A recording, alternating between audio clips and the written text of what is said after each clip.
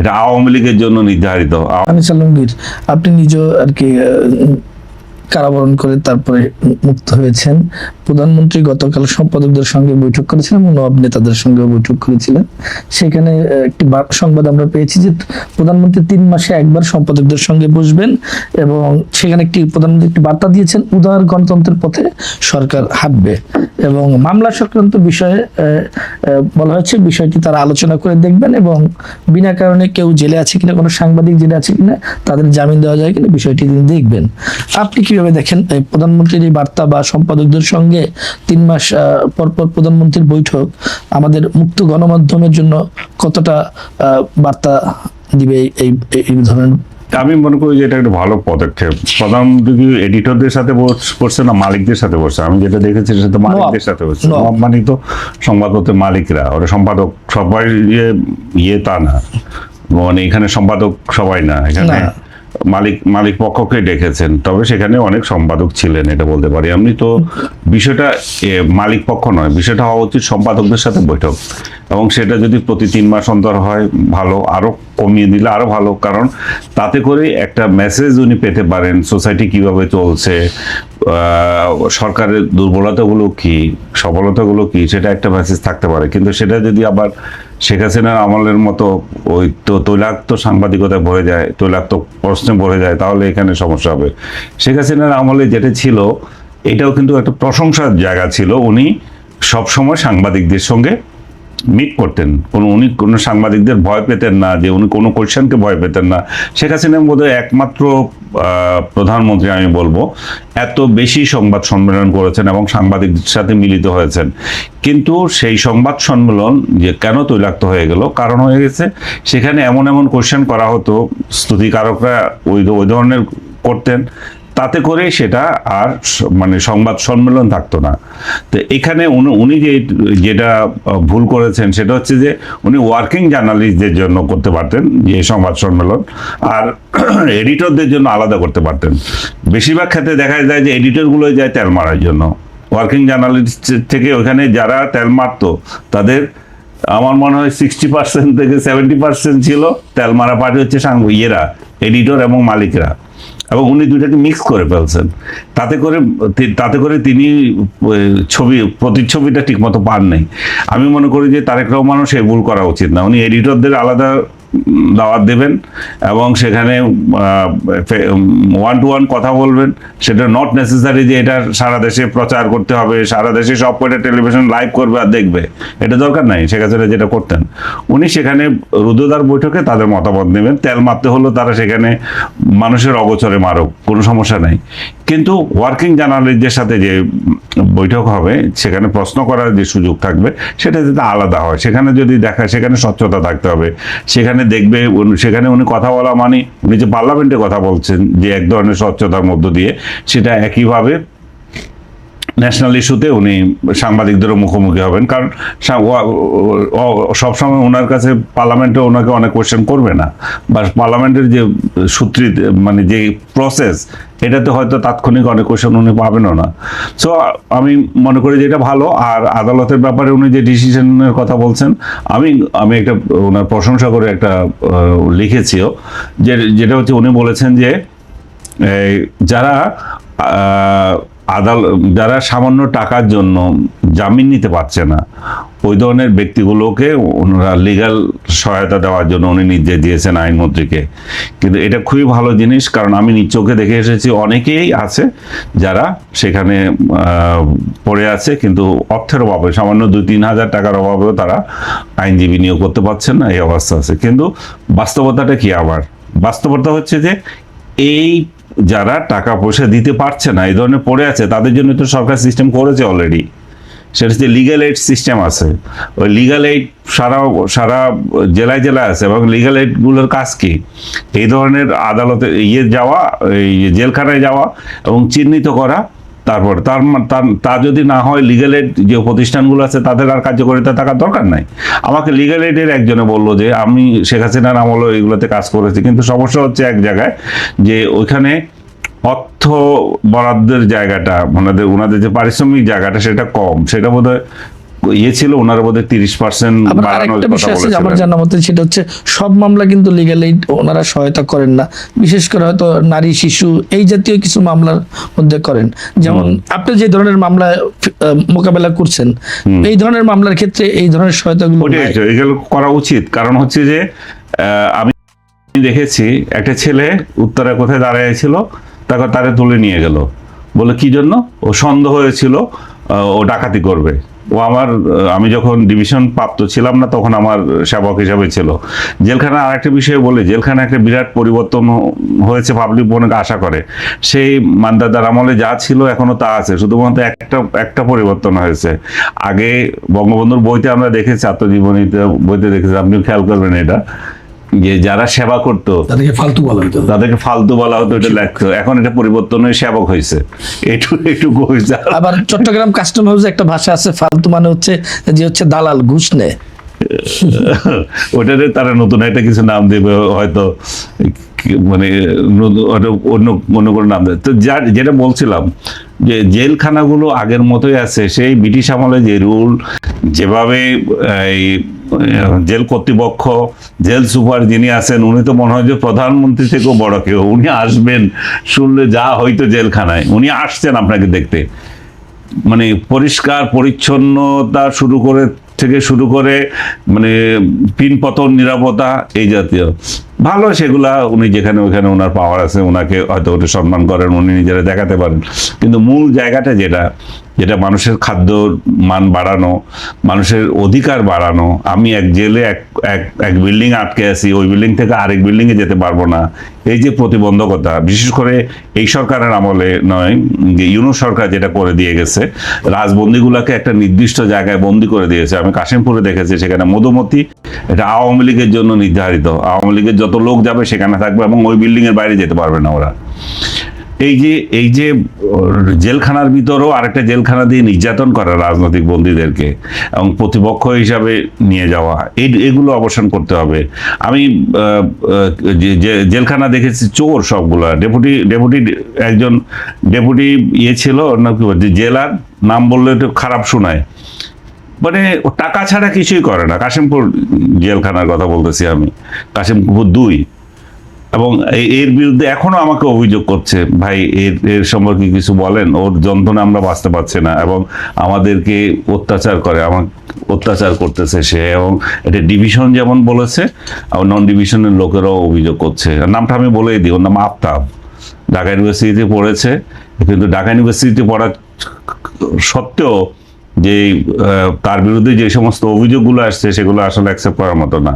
ঘুষ ছাড়া সে কোনো কাজ করে না এবং নির্যাতন করছে মানুষকে ওইখানে, বন্দীদের ভাষ্য অনুযায়ী। সো জেল কর্তৃপক্ষকে ওইগুলো দেখা উচিত। জেল কর্তৃপক্ষ শুধু, এবং মামলাগুলোর যে বিষয়টা, আরেকটা জিনিস হচ্ছে হাজিরা দেওয়ার যে সিস্টেম, আপনার ওইখানে গিয়ে কোনো কাজ নাই, আপনার এখন বলতেছে অনলাইনে যে যুগ আসছে। সো আমাকে কেন ভোর 5টা বাজে তুলে একটা মানে একটা গুদামের মতো একটা গাড়িতে তুলে নিয়ে যাবে, সেই দিন সারাদিন আমার সেই ওইখানে চলে যাচ্ছে, ওই গাড়িতে আমি যাচ্ছি আসছি, গরুর মতো গাধার মতো সব যাচ্ছে, তারপরে রাতে আনবে। কি কাজ ছিল সেখানে? ওখানে গারদে গিয়ে বসে থাকা, যে আসছে হাজিরা হয়ে গেছে। সো এই যে সিস্টেমগুলো, অথচ এটা ম্যান পাওয়ার মানে অপচয় এবং সরকারের টাকার অপচয়। এটা না করে তারা এটা অনলাইনে নিয়ে নিতে পারে যেগুলো। আর যদি আপনার সওয়াল জবাব থাকে, আপনার প্রতি জিজ্ঞাসাবাদ থাকে, আপনার মামলা ওইভাবে চলমান থাকে, সেটাই শুধুমাত্র হাজিরা দেওয়ার জন্য এতগুলো লোককে এইভাবে কষ্ট দেওয়া কোনো মানে নেই। সো আমি মনে করি যে জেল সিস্টেমটা পুরোটাই চেঞ্জ করা উচিত। যারা ক্ষমতায় থাকে তারা তখন আর এটা মনে করে না, যখন ক্ষমতা হারা হয়, জেলে ঢুকে, তখন তাদের এগুলো মনে হয় যে এই সিস্টেমগুলো যদি চেঞ্জ থাকতো আমরা এইভাবে আর নির্যাতিত হতাম না। সো মাননীয় প্রধানমন্ত্রী যেটা চিন্তা করেছেন, আমার মনে হয় ওনার যে মানে বন্দীদেরকে নিয়ে উনি চিন্তা করেছেন, ওনার এটাও এই জন্য হয়তো মনে হচ্ছে, কারণ উনি নিজেও বন্দী ছিলেন, উনিও কারা নির্যাতনের শিকার। সো ওইখানে উনি যেগুলো দেখেছেন সেগুলো যদি সংশোধন করেন এবং এটাকে স্মুথ করেন, পৃথিবীর অন্যান্য দেশে আছে, মনে করেন আপনি জেল জীবনে আছে, আপনি এর মধ্যে বাসায়ও ঘুরে আসতে পারেন, আপনার ছুটিও আছে 1 দিন 2 দিন, সৌদি আরবে আছে, আপনার খুব খুনি, আপনি খুন করছেন, যাবজ্জীবন হয়েছে, 2 দিন বাসা থেকে ছুটি নিয়ে আসতে পারেন। এখানে বাসা থেকে ছুটি কি, আপনার যে নির্ধারিত একটা কল, টেলিফোন কল, সেটাও ঠিক মতো করতে পারেন না। আপনার বাসার লোকজনকে 15 দিন অন্তর দেখা করার সুযোগ দেওয়া হয়। কি কারণে 15 দিন লাগবে একটা লোক আর আমি আমার ফ্যামিলি মেম্বারদের সাথে অপেক্ষা করার জন্য? এটা কি 7 দিন করা যায় না? এটা কি আরো কমিয়ে দেওয়া যায় না? এমনি তো মেন্টাল টর্চার দিচ্ছেন একটা লোককে, দিনের পর দিন আপনি জেলে ফেলে রেখেছেন বিনা বিচারে, এবং বিনা বিচারের একটা সময়সীমা থাকা উচিত। আমার বিরুদ্ধে একটা মামলা করেছেন, কিন্তু এটা আপনি বিচার প্রক্রিয়া চলছে না, আমার চার্জশিট হচ্ছে না, আমি দিনের পর দিন বসে থাকছি জেলখানার মধ্যে, বছরের পর বছর। আওয়ামী লীগের লোকজন তো এখন প্রায় 19 মাস চলতেছে কারো, কারণ এদের কোনো বিচারই হচ্ছে না। এদের নিয়ে গেছে, মামলাও ঠিক মতো নাই, মামলা হত্যা মামলায় দিয়ে দিল, অমুক জায়গায় হত্যা মামলা, তমুক জায়গায় হত্যা মামলা, যার চার্জশিট দেওয়াও দূরহ ব্যাপার। আমি ঢাকায় থাকি, আমাকে যদি আপনি রাজশাহীর একটা হত্যা মামলায় দেন, হ্যাঁ, তো আপনি সেটা দেখাবেন কি করে? এবং সবচেয়ে বড় যে ক্ষতিটা ইউনূস এবং আসিফ নজরুল করে গেছে, সেটা হচ্ছে জুলাই শহীদদের সাথে প্রতারণা। সেটা হচ্ছে একটা মামলায় 700, 800, 900, 1000 লোককে আসামি করেছে। এবং এই আয়ও যে আছে, যে তদন্ত কর্মকর্তা, তার পক্ষে সম্ভব এগুলো নিয়ে বাইর করে একটা চার্জশিট দেওয়া? এবং এই ভুয়া বাণিজ্য করে গেছে, হয়তো বাণিজ্য করেছে যাদের সন্তান মরে গেছে, তারা নিজেরাও করেছে, এবং তাদের পক্ষে অন্য লোকও করেছে। তো এই যে একটা বিরাট একটা গ্যাঞ্জাম তৈরি হয়ে গেছে আইন আদালতের, এটা থেকে বের হতে হবে। এটা যদি বের না হয়, তাহলে আদালত টোটাল এনগেজ হয়ে থাকছে ভুয়া মামলায়, এবং সঠিক মামলাগুলোর যে আইন তদন্ত করে কর্মকর্তারা এটা করতে পারছেন না। এতগুলো আমাদের আইন কর্মকর্তা নাই যারা এগুলো করার মতো। সরকারের এখানেও মনোযোগ দেওয়া দরকার, তাদেরকে একটা রিলিফ দেওয়া দরকার। তারাও এই ভুয়া মামলা কতবার চালাবে? এবং দুর্ভাগ্য হচ্ছে যে আগে ভুয়া মামলা যখন জামিনও পেয়েছে, তখন এই আসিফ নজরুল বলেছে যে এই মামলা জামিন দিয়ে দেওয়া হচ্ছে কেন। এখন যে সমস্যাটা তৈরি হচ্ছে, এটা একটু প্রসিকিউশন এবং ওসিগুলা, আপনি মামলা আপনার 3টা মামলা দেওয়া হলো, 3টাতে আপনি জামিন পেলেন। জামিন পাওয়ার পর এখন প্রসেস করছে, 12 ধাপ থাকবে, বিভিন্ন জায়গায় এজেন্সি অমুক তমুক জায়গায় পাঠাবে, এর মধ্যে পুলিশও আছে, পুলিশ থানা আছে। এমনকি জেলগেট থেকে বের হওয়ার পরে অনেকে অ্যারেস্ট হচ্ছে না। আবার কেন হচ্ছে? কারণ হচ্ছে যে এই থানাওয়ালা আবার নতুন করে একটা মামলা দিচ্ছে, যতক্ষণ পর্যন্ত তাকে কন্ট্যাক্ট করা না যাচ্ছে। আমি ভেরি রিসেন্টলি আমাদের আইনমন্ত্রী বলেছেন যে এটাকে আমরা কমিয়ে 12-13 ধাপ থেকে 3 ধাপে নিয়ে এসেছি। এই 3 ধাপের মধ্যে অবশ্যই ওসি রয়ে গেছে। এই ওসিগুলা এরা ইউনূসের আমলে যেভাবে টাকা কামিয়েছে অজ্ঞাতনামা মামলা দিয়ে, এখনো প্রত্যেক থানায় সেই কাজ করতেছে। অজ্ঞাতনামা মামলা, এই সিস্টেমটাই বাদ দিতে হবে। আমি জেলের মধ্যে আছি, আমার মামলা শেষ হয়েছে, আমার জামিন পেতে যাচ্ছি, তখন আমার অজ্ঞাতনামা মামলা কোথা থেকে আসে? এই অজ্ঞাতনামা মামলাটা আগে কোথায় ছিল? আমি জামিন পাওয়ার পর কেন আসতেছে? কারণ আসতেছে যথাযথ কন্ট্যাক্ট হয়নি। ও 20 লাখ টাকা শুরু থেকে 10 লাখ টাকার থেকে শুরু করে 5 লাখ টাকা এবং 50,000 টাকাও পর্যন্ত আছে। প্রত্যেকটা মামলা যারা মুক্তি পাচ্ছে, আপনি ধরে নেন 2-4 জন ছাড়া, প্রমিনেন্ট কেউ ছাড়া, বাকি সব কটা সাধারণ মামলা যারা মুক্তি পাচ্ছে, তারা ওসিকে টাকা দিয়ে বেরোতে হচ্ছে, কন্ট্যাক্ট করতে হচ্ছে। এই পুলিশ প্রশাসনের এই দুর্নীতি, এটা রোধ করা যাবে না। কারণ এটা রোধ যদি না করে, তাহলে আইন মন্ত্রণালয় যে বিচার বিভাগ যে আপনাকে দিচ্ছে, জামিন দিচ্ছে, এটা তো অর্থহীন হয়ে যাচ্ছে। তার মানে আপনাকে বিচার বিভাগ জামিন দিচ্ছে, আপনার স্বরাষ্ট্র মন্ত্রণালয় আবার আটকিয়ে দিচ্ছে। তো তার মানে এই 2 জায়গার একটা সমন্বয় দরকার।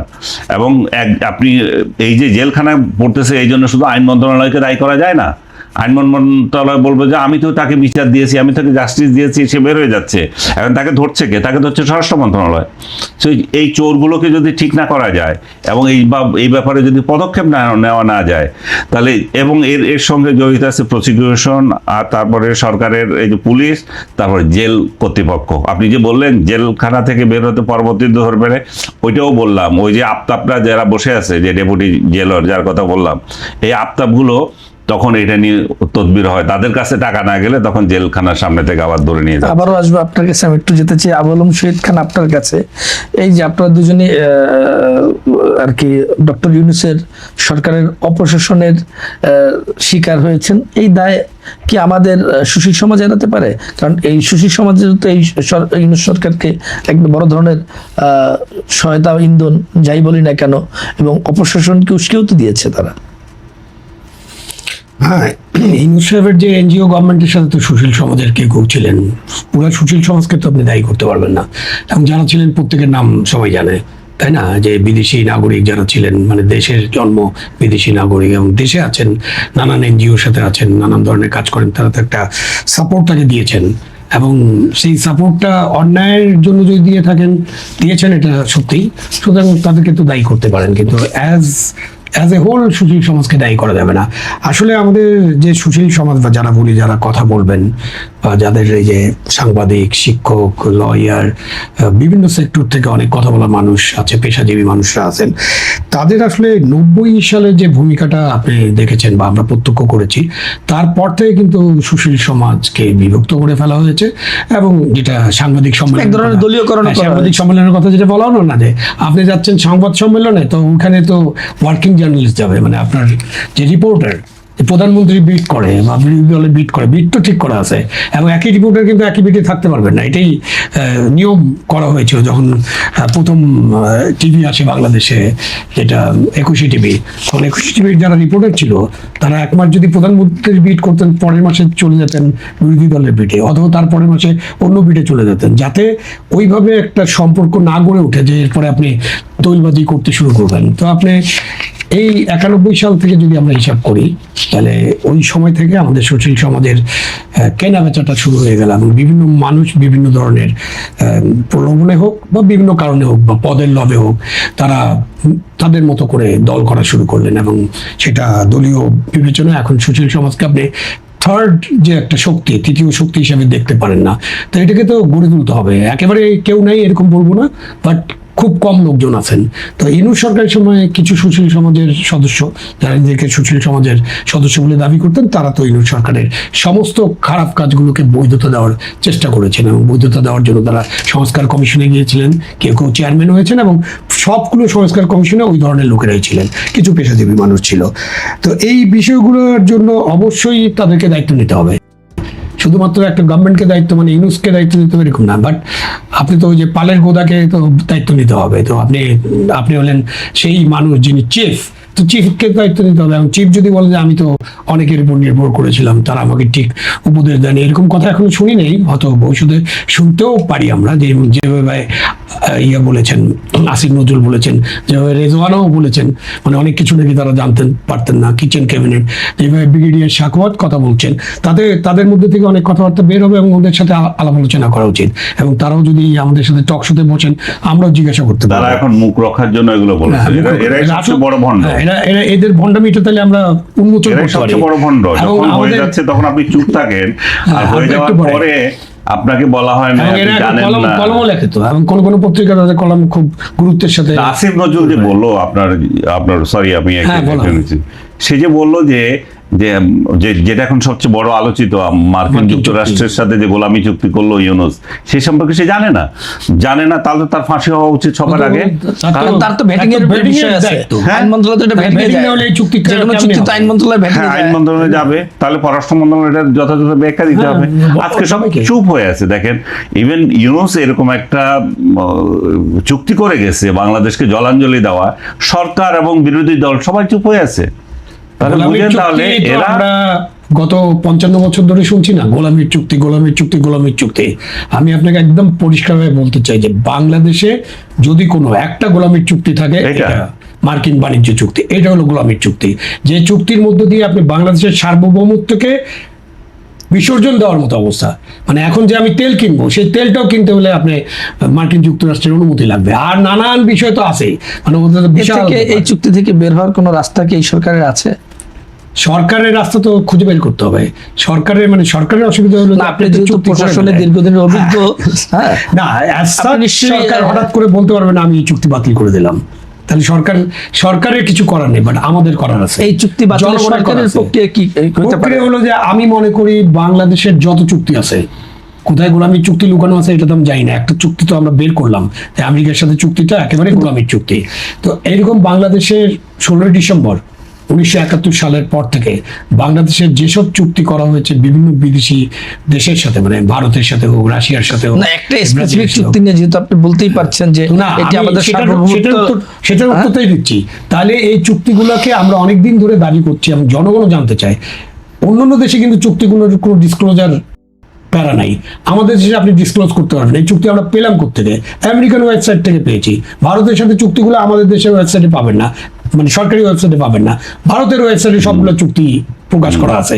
তো আপনি এই চুক্তিগুলো পার্লামেন্টে নেন, এখন থেকে পার্লামেন্ট হয়েছে, আমরা তো এই পার্লামেন্টে সব চুক্তিগুলোকে করেন, সময় নেন না, সময় নিয়ে এই চুক্তিগুলো আলোচনা করেন। চুক্তির কোনো ক্লোজ যদি আপনার আমাদের রাষ্ট্রের এগেনস্টে যায়, তাহলে সেটা পার্লামেন্টে আপনি অনুমোদন নিয়ে তখন এই ব্যাপারে কথা বলেন। ভারতে কিন্তু ওই যে পার্লামেন্টের অনুমোদন ছাড়া চুক্তি বাস্তবায়িত হয় না। আছে না আমাদের একটা চুক্তি, ওই যে দহগ্রাম অঙ্গরপোতা এটা হয় নাই। বেরুয়ারি, ওই চুক্তি কতদিন পরে, ওটা বঙ্গবন্ধুর সময় কিন্তু চুক্তিটা বঙ্গবন্ধু ইন্দিরা চুক্তি বলে খেত, কিন্তু ওটাকে এক্সিকিউট করতে আপনার ভারতের লোকসভার অনুমোদন হয়েছে প্রায় 30 বছর পরে, তারপরে চুক্তিটা বাস্তবায়ন হয়েছে। তো আমাদের দেশে পার্লামেন্টে আসেন, পার্লামেন্টকে আমরা শক্তিশালী করি, পার্লামেন্টে সব চুক্তি আনেন, তারপরে এটা আলোচনা হোক। এই আলোচনার মধ্যে দিয়ে যখন পার্লামেন্টে একটা আলোচনা হবে এবং জনগণের মধ্যে আলোচনা হোক, তাহলে তখন সরকার এটা বলতে পারে, ভাইয়া এমন একটা চুক্তি হচ্ছে যে চুক্তি আমাদের জনগণ অ্যাকসেপ্ট করে না, সুতরাং এইসব ক্লোজে আমাদের পরিবর্তন আনতে হবে, পরিবর্তন আনাও দরকার। এবং আমরা কখন চুক্তিটা করছি? ট্যারিফ নিয়ে। ওই ট্যারিফই তো এখন ওদের উচ্চ আদালত বাতিল করে দিচ্ছে, বাতিল করে তাই না? দিচ্ছে। তো আমার ট্যারিফের ভয়, মানে 1% ট্যারিফের জন্য আপনি এমন একটা চুক্তি করেছেন যে যেখান থেকে আমাদের লাভ হবে 1.5 কোটি 2 কোটি টাকা, মানে আমার যদি আরএমজি সেক্টরটা বাদ দেয়, লাভ হবে 1.5 কোটি 2 কোটি টাকা, ওদের শত শত কোটি টাকা, 300-400 কোটি টাকা প্রতি বছর আমাদের লস। তাদের বোয়িং বিমান কিনতে হবে 14টার মতো প্রতি বছর, তারপরে তাদের কাছে সামরিক সরঞ্জাম কিনতে হবে, যেটা মার্কিন সামরিক সরঞ্জাম আমরা এখনো ব্যবহার করি না, আমরা মূলত চাইনিজ ওরিয়েন্টেড আমাদের সামরিক সরঞ্জামগুলো ব্যবহার করি। তারপরে তাদের কাছে আপনার খাদ্য শস্য কিনতে হবে, তুলা গম কিনতে হবে। তুলা কিনতে হবে, মানে কি, এবং তাদের জিএম পণ্য পর্যন্ত কিনতে হবে। মানে চুক্তি দেখলেই আপনার প্রত্যেকের মাথা ঘুরে যাওয়ার মতো অবস্থা। সেই জন্য এই চুক্তি নিয়ে আরো আলোচনা হওয়া দরকার, প্রকাশ করা দরকার, এবং সরকারের উপর একটা চাপ থাকা দরকার। সরকারে যারা থাকেন তাদের জন্য একটু এ চ্যালেঞ্জ। নিয়ে বিরোধী দল কোনো কথা বলে না কেন? বিরোধী দল তো, যে বিরোধী দল এখন আমাদের আছে, তারা তো ওই যে জামাত ইসলাম একটা কথা বলছে যে তারা এই চুক্তি জানতো না, যেটা আমাদের পররাষ্ট্র উপদেষ্টা বলেছেন যে চুক্তির আগে বিএনপি এবং জামাতের সাথে কনসালটেশন করা হয়েছে। তারা 3 দাবি করেছেন। তো সুতরাং বিরোধী দল বলে না। বিরোধী দলের অবস্থা তো আপনি দেখছেন যে যুদ্ধ যখন শুরু হলো, তখন যে একটা স্টেটমেন্ট আসলো সরকারের পক্ষ থেকে, সেই স্টেটমেন্টে নিন্দা জানানো হলো যে ইরাক কয়েকটি আরব দেশে আক্রমণ করেছে, কিন্তু আমেরিকা যে ইরাকে আক্রমণ করেছে, ইরানে আক্রমণ করেছে, সেটা তো নিন্দা জানানো হয়নি, কথাই বলা হয়নি। এবং একই স্টেটমেন্ট কিন্তু বিরোধী দল দিল, তাই না? তো আপনি বিরোধী দল, সরকার, তারা আমেরিকার ব্যাপারে তাদের কি চ্যালেঞ্জ আছে, এটা আরো পরিষ্কার হওয়া দরকার। পরিষ্কার হলে হয়তো আমরা বুঝতে পারবো। জনাব আনিস আলমগীর, আপনার সাংবাদিকদের যেমন অনেক বিরোধী দল দেখেছেন, এই তো প্রথম জামাতকে বিরোধী দল দেখলেন, কেমন বিরোধী দল দেখছেন? এটা ভাই ভাই বিরোধী দল, যদিও তারা বলছে যে এই গণভোট মানে বাস্তবায়নের জন্য তারা ইয়েতে যাবে, রাজপথে যাবে এবং আন্দোলন করবে। পাবলিক গণভোট দিয়ে কি করবে? পাবলিকের কি আসে যায়? এই গণভোট বাস্তবায়িত হলো কি না হলো, তাতে তো মানুষের কিছু হারেছে না। মানুষ যেটা চায়, তাদের এই অব্যবস্থাপনা, যেটা আমি জ্বালানির কথা বললাম, যেটা আমি বিদ্যুতের কথা বললাম, যে মানুষ যে সাফার করছে, আমি এটা বিদ্যুতের কথাটা আপনাকে আরো একটু ক্লিয়ার করে বলে দিই। 25,000 মেগাওয়াট বাংলাদেশ করতে সক্ষমতা আছে, সেই জায়গায় বাংলাদেশ এখন উৎপাদন করে 12 থেকে 15 মেগাওয়াট, হ্যাঁ, এই 1000 মেগাওয়াট। তো এই জায়গায় সাফারিংসটা কোথাও হচ্ছে? গ্রামগঞ্জে আজকে 7-8 ঘন্টা করে কোনো বিদ্যুৎ 12 ঘন্টা পর্যন্ত বিদ্যুৎ থাকে না। 12 ঘন্টা পর্যন্ত বিদ্যুৎ পাচ্ছে না। তারপরে গ্যাসের ঘাটতি দেখা দিয়েছে, গ্যাসের দাম বাড়তেছে, গ্যাসের ঘাটতি 20 থেকে 25% হয়ে গেছে। তারপরে ক্যাপাসিটি চার্জ বছরে আপনার 20 থেকে 25,000 কোটি টাকা চলে যাচ্ছে। তার মানে 2 ধরনের একটা হচ্ছে, একদিক দিয়ে ওভার আমরা ক্যাপাসিটিতে যাচ্ছি, আর একদিক দিয়ে আন্ডার ফুয়েলে যাচ্ছি। এই দুইটা সমস্যার জন্য আমাদের আরো বেশি সাফারিংসটা হচ্ছে। কিন্তু জ্বালানি নিরাপত্তা আমরা গড়ে তুলিনি, এবং শেখ হাসিনার আমলেও থেকে শুরু করে এখনো যদি চিন্তা করেন, শেখ হাসিনা বলতে পারেন যে আমাদের সময় তো এটা হয় নাই, আমাদের সময় ওইটা হয় নাই, তো হয় নাই, তো জ্বালানি নিরাপত্তা তো হয় নাই। আমাদের এখানে তো একটা রিফাইনারি করে উঠতে পারতো, যেখানে যেখানে সৌদিরা বা ইয়েরা বিভিন্ন দেশে ওদের রিফাইনারি তৈরি করে, এখানে করতো তারা রিফাইনারি, তাহলে আমরা সেটাতেও একটু লাভবান হতাম। আমাদের যে জ্বালানি উপদেষ্টা অমুক তমুক বড় বড় কর্মকর্তারা তো ছিলেন, তারা তো কিছুই করেন নাই, এবং সেই সাফারিংস যে কিছু করেন নাই সেটা সাফারিংস এখনো পর্যন্ত আমাদের সইতে হচ্ছে। তারপরে যে তেল গ্যাস যেটুকু আছে সেটুকু আমরা ইউটিলাইজ করতে পারছি না। আমরা আমাদের গ্যাস উত্তোলনকে যথাযথ করে নেই, অফশোর অনশোরে যে গ্যাস চাওয়ার কথা সেটা আমরা করি নাই। সব দিক দিয়ে আমরা এমন একটা পরিস্থিতি তৈরি করে দিয়েছি যে মানুষের সাফারিংসটা রয়ে গেছে। এবং এই সাফারিংসের ব্যাপারে আপনি যেহেতু প্রশ্ন করলেন, বিরোধী দলের কোনো মাথা ব্যথা নাই। বিরোধী দলের মাথা ব্যথা কি? গুপ্ত সরব এগুলা নিয়ে। গুপ্ত নিয়ে গতকাল ছাত্রদল শিবিরের একটা তুলকালাম ঘটনা ঘটেছে চট্টগ্রাম সরকারি সিটি কলেজে। আপনি নিশ্চয়ই ঘটনাটা দেখেছেন। আমি তো দেখেছি, কালকে সারা রাত ধরে তো ওইটাই চলতেছিল, গুপ্ত আর সুপ্ত নাকি মানে অপ্রকাশিত, দুইটা নিয়ে। এই গুপ্ত রাজনীতি তো অস্বীকার করা যাবে না, এবং জামাত যে গুপ্ত এটাও রাজনীতি কি ভাই করেছে- ভাই রাজনীতি বলবেন? না, তারা ভাই ভাই রাজনীতিতে তো এখন ভাই ভাই মারামারি? না, পার্লামেন্টে তাদের ভাই ভাইগিরি। পার্লামেন্টে যে পার্লামেন্ট এখানে তৈরি হয়েছে সেটা তো ভাই ভাই পার্লামেন্ট। সেখানে তো প্রধান আরেকটা রাজনৈতিক দলকে এখানে অনুপস্থিত রাখা হয়েছে। অনুপস্থিত রেখে তারা এখন নিজেরা ভাই ভাই একটা দেখাতে হচ্ছে, মানে প্রতিদ্বন্দ্বিতা দেখায়।